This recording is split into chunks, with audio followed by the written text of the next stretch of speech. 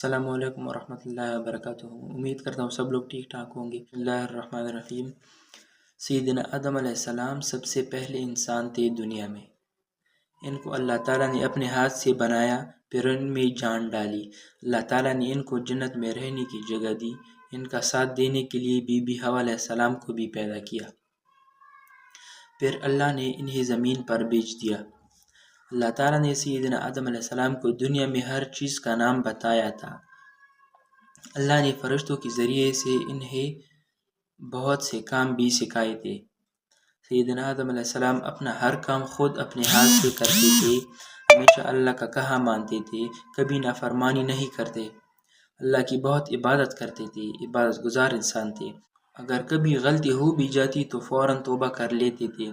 وہ بہت روتے اور نمازیں پڑھتے، یہاں تک کہ اللہ انہیں معاف کر دیتا۔ شروع میں زمین پر سیدنا آدم علیہ السلام اور بی بی حوا علیہ السلام ہی رہتے تھے۔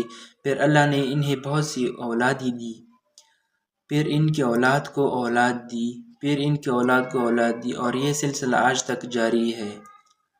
ہم بھی سیدنا آدم علیہ السلام کی ہی اولاد ہیں۔